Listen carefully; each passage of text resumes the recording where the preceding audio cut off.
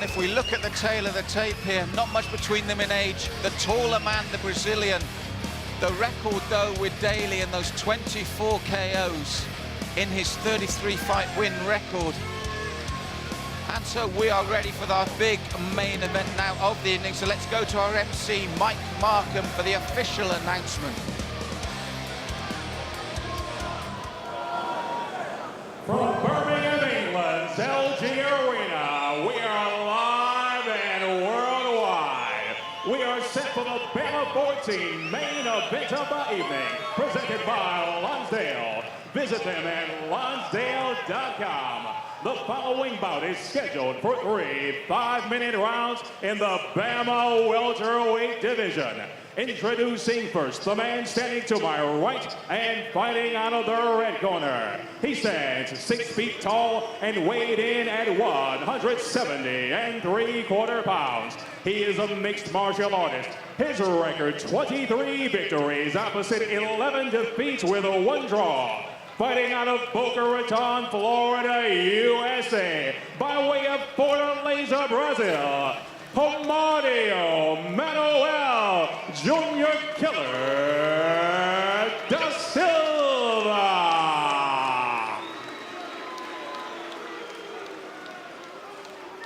The opposition comes in the form of the man standing across the cage to my left and fighting out of the blue corner. He stands 5 feet 9 inches tall. His official weight, 169 1/2 pounds.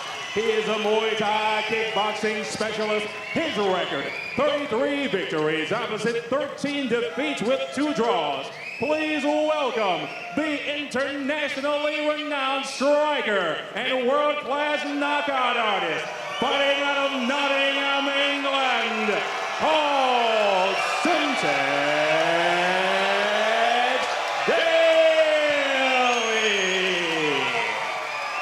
Your referee, Mark Goddard. Okay, gents, you know exactly what I expect. Keep yourself protected at all times. When I say stop, you stop. If you want to touch gloves, do it now. Let's do this. Frank, he may be controversial, he may have had these issues, but the fans love him. You could hear that they raised the roof with his name. He is a genuine fan favorite.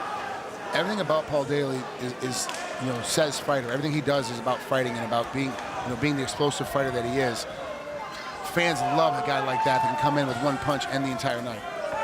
Yes, I mean, across any discipline, a KO specialist, you get the fans' attention. They do follow you, they do go for you. And then you add that extra spice of the other things in his life, and it's dynamite, isn't it? He's a great entertainer. People pay attention to him all the time. If he can keep himself focused on the fight game, let other people handle all of his other interests outside the fight game, he'd be a much better fighter and will propel himself to the top, which is what I think he's trying to do now. Well, I do a lot of... seen him at a lot of the small horse shows where he's putting his own fighters out. And as a coach, you wouldn't believe how calm and respectful and quiet he is. You cannot believe it's the same man when he's bringing his own fighters and bringing them through the ranks in these small horse shows. I can believe it because it's a different concept when you're dealing with a guy that you train and a guy that makes you feel, a guy that you have a vested interest in and trying to show how good he is or what he does and to prove to the world that he has that ability to fight in the battle. He's a different guy when it's your children almost is kind of what it's like as a coach. So he's different with those kind of guys when he goes and fights in these smaller shows, and he's trying to give back to the community that gave to him, and now it's starting to pay dividends for him here later on. But picking up on what you said when they were coming to the cage, it looks like da Silva is not going to change his tactics. You said he probably won't, he probably can't, and looking at this, he hasn't. No, he's staying right in the pocket, stalking forward. Paul's actually having to take a half step back out to keep him at distance. It's very interesting to see how that da Silva knows that this is a guy that has crazy amount of knockouts, 24 knockouts, and still will stay in the pocket with him. Well, at the moment, Semtek's looking to take that lead leg at every opportunity of da Silva, chopping away at it. He's taking his time, he's working his way in, but he is slowly but surely closing that gap. Much more patient Paul Daley than we've seen in the past. He's taking his time, stalking him against the cage, and you're right, slowly but surely, he's getting inside, he's pushing him backwards, gives a little bit of ground, gives a step or two backwards, and then circles him up and takes a step or two forward to put him back against the cage again. That's right, chops at that lead leg, knee already marked and red of da Silva. Silva's still there in the pocket, still within trading range of Daley. Silva's trying to counterpunch a little bit. Every time that Paul comes in, he's trying to offset him by throwing punches, but only if he punches. If he kicks, he just takes the kick. You take too many more of those kicks against that knee or that thigh, he's going to have serious problems here pretty quick. He won't be able to walk on it. Well, Frank, I was just about to say he's got to start checking. He's just ignoring them, and that's a dangerous thing to do. I think Daley got his respect with that left there. Nice stiff jab. And I don't know about you, I suddenly felt De Silva's demeanor change there in that exchange. The look on his face. Yeah, he backed off a little bit. His body language, he got a little stung by it. See, everything De Silva throws is a big, heavy haymaker. It's a hooking, looping punch trying to catch something. He doesn't have real technique behind it. Where Daley's throwing straight punches, so he punches and gets out of the way. Silva's missing a lot, and then he's getting hurt now, so he's really trying to upset everything. And he's working behind a very solid, very orthodox traditional jab. Very smart. Backs his way in a little bit, sweet science on him with that big overhand right and put him down on the canvas. He's trying to find a way to get to a KO. And the fact that De Silva is still there, still standing with him, will suit him perfectly. Yeah, Paul does very well against guys that sit in his pocket. He's able to find a way in, he's able to find a way out. Doesn't get touched very much, but can touch them quite a bit. It's the wrestlers, the grinders, the grapplers who get inside and stay deep inside of his pocket that he has problems with. Guys will take him down and lay on him and hold him there. And at the moment, he's had a really good look at De Silva, very patient. Pace stepping up now, here in the last minute of the opening round.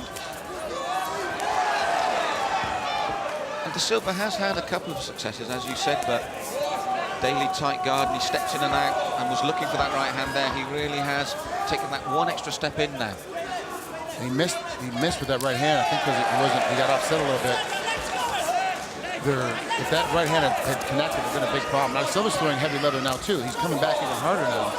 And Paul's got to be careful. If he keeps his hands down like that, even though he's missing right now, eventually he's going to get caught. Yeah, Daley's got the head movement there, but as you said, that right hand he's throwing with real intent, and then right at the end of the round, in this last 20 seconds, Daley it is that goes for the hookup. He steps in looking for the quick takedown, trying to solidify the round, let the judges know, hey, I won the round because I'm the guy with the takedown. But didn't happen. He's got pressure against the cage, so he still wins this round by controlling everything. Good job by Paul Daley this round. But there's also the weight of expectation constantly on him, though, isn't there? The thing is, when you've got that reputation, when you've got that KOs, you may have the patience, but sometimes the fans don't. Yeah, and that's the thing, is that you got to not listen to it. A guy like Paul Daley can't listen to the crowd. Every time you hear the crowd cheering, every time he gets a kick, hey, like they want, they're trying to cheer him on, let the judges know, hey, our guy's winning, but you can't follow the crowd. You got to do what you know is right inside that cage. And right now, Paul's trying to hit that heavy overhand right. That one missed. That would have been the knockout punch if he had landed it. He just missed it. But De Silva, as you said, has planted his feet and looked for the heavy shots himself. Yeah, it's becoming an issue where now he feels threatened and he's starting to throw as many big, heavy punches as he can because he's worrying about getting caught himself, and that makes him more dangerous. Now, towards the end of that first round, we saw Paul Daley take that extra step in, just that little bit closer, and turn up the pace. Do you think he's going to turn it up yet again here in the second? Feeling out process is done. He knows his time, he knows his rhythm. You'll see Paul step out even harder now. And he will, I hope, be aware of that right hand, because De Silva is not frightened to throw it, and it looks like, for me, his best chance if he's going to get a shock here. Yeah, he's going to, De Silva's looking first. He's not going to outbox Paul Daley. He doesn't look like this guy's going to try to shoot on him and take him down at all. He's getting his leg kicked out from underneath him. The only way he can really do anything to Paul Daley is catch him. And that's where he can catch him. Paul's kicking, he takes a half step in, sacrifices his leg to get a punch to the head and hopefully drop Paul. That's right, the right hand countered to the right leg kick, traditional kickboxing move. But, and he landed cleanly for the first time, Daley, now, as they both threw right hands. And you feel the closing down process now, don't you? Yeah, he's getting closer. You can see the distance now between them. The camera angles are even getting tighter as they start prepping into each other. They're getting each other's wheelhouse now a little bit better, right in each other's zones. They got to find out who's going to win this one. Paul has the better punching, but doesn't mean that Silva can't catch him. So this fight can still go either way. Oh, as you said that, they both landed. So Silva slips, and you can hear the crowd response. Daley pushing forward again with the body shot now. De Silva looks like a wounded animal now, Frank. His nose is cut. Paul got hurt. Paul got stung a little bit right there. So he's swinging widely. De Silva swinging widely is very difficult to defend against, because no matter what you're throwing, he's throwing a big heavy punch right during it. Not even after. Like, at the same time that you're throwing, he's throwing. Well, it's like that old cliche of the... He fakes overhand right, makes him dip to the left, and hits him with the uppercut. What a perfect drop.